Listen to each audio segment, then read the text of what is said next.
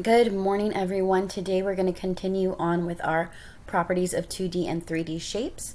Today we're going to focus on 3D shapes. So, what are 3D shapes? Well, let me tell you. 3D shapes are different than 2D shapes because they are solid, not flat. So that means if I were to set a 3D shape on a table, instead of lying flat like a 2D shape would, a 3D shape would be standing up. Okay, so they do not lie flat, they can stand up. What are some examples of 3D shapes? I'm going to give you a few seconds to think about what some examples of 3D shapes might be.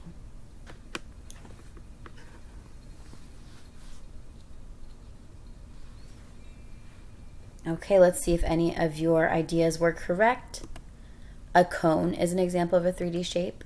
A cube, a rectangular prism, a sphere, and a cylinder. These are not the only types of 3D shapes, but these are the most common, and those are the ones that we're going to be talking about today. Now let's talk about the properties of 3D shapes. The properties of 3D, this should say 3D, the properties of 3D shapes are a little bit different than 2D shapes. 3D shapes have edges, so edges are similar to sides, but they are sides where two faces meet. So edges are the sides where two faces meet. You'll see what faces are in just a second. Vertices. Vertices are the same as they are in 2D shapes. Vertices tell us how many corners a shape has. And faces. Faces are the flat part of a 3D shape. So let's go ahead and get into those so we can understand them more. The properties of a cone. So a cone is going to be our first 3D shape. You guys have seen this shape in real life. You've seen it on an ice cream cone. You've seen it in a party hat. We see these 3D shapes everywhere. So let's go ahead and figure out how many edges we have. So right here where the face and the sides meet is our first edge. It's actually our first and our only edge. So a cone has one edge. Now let's talk about our vertices. There's only one vertice that I see, and that's correct. There's only one vertice that cones have. And as far as faces, our face is down here, this circle. And so a cone has one face. So an important thing to know about a face, you'll know if that part of a shape is a face if it can stand up on it. So if I were to put the cone down on a table with the circle part facing down, it would be able to stand up because this is a face. Now, if I tried to put the cone down up here where I have my vertice, it wouldn't be able to stand up there because it's not a flat surface. It's pointy and it's going to tip over.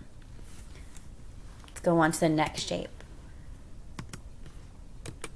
Now we're going to talk about the properties of a cube. You guys have seen cubes in real life. You have seen them in boxes, in dice.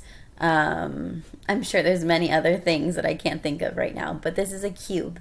And let's go ahead and get started with our edges. So 1, 2, 3, 4, 5, 6, 7, 8, 9, 10, 11, 12.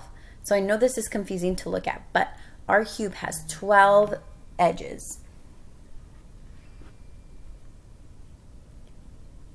So let's go on to the next one. 12 edges. Now let's look and see how many vertices it has. So I already know it has 12 edges. Let's count the vertices. 1, 2, 3, 4, 5, 6, 7, 8. So we have 8 vertices. Okay, now our last step is to find our number of faces, and it can be very confusing counting the faces of a cube whenever you don't have the cube in front of you to hold. So I'm going to tell you a little trick that I know. So here's the trick. To find the number of faces on a cube, you're going to take the number of vertices and subtract 2. So right here I see that I have 8 vertices. I'm going to subtract 2 from that number and see how many I get. So I have 8 minus 2, and it gives me 6. So that means that I have 6 total faces on my cube. All right, let's go to our rectangular prism. Okay, our rectangular prism has 12 edges, 1, 2, 3, 4, 5, 6, 7, 8, 9, 10. Whoops, I counted wrong. 1, 2, 3, 4, 5, 6, 7, 8, 9, 10, 11, 12. Okay, so I have 12 edges. I have 8 vertices, 1, 2, 3, 4, 5, 6, 7, 8. And I have 6 faces. What do you notice about these numbers? Whoops. Yeah, a rectangular prism and a cube have the same properties. They have the same number of edges, same number of vertices, and same number of faces. Okay, next shape. We're going to talk about the properties of a sphere. A sphere is in the shape of a ball or a globe. That's all I can think of right now, but I'm sure you guys can come up with other ideas of things that are in the shape of a sphere. The sphere is pretty straightforward. We don't have any edges, we don't have any vertices, and we don't have any faces. So that means a sphere cannot lay flat. If I were to put a sphere down on a table, it would roll because there's no flat surface for it to sit on. All right. And our last shape that we're going to talk about today is a cylinder. You've seen a cylinder in your canned foods that you have at home. You've seen a cylinder in a paper towel roll or in a toilet paper roll. Cylinders are everywhere. So let's go ahead and find out what the properties of a cylinder is. So we have 2 edges, one up here and one down here. We have 0 vertices. You can see that I have no corners on this shape. And we have 2 faces. So each circle, this is 1 face, and this is 2 faces. Each circle is a face. So that means that if I put this down on a table and I lay it down on either one of these faces, it's going to be able to stand up on its own. Now, if I were to lay it down right here on this side on the table, it would just keep on rolling because it's not a flat surface.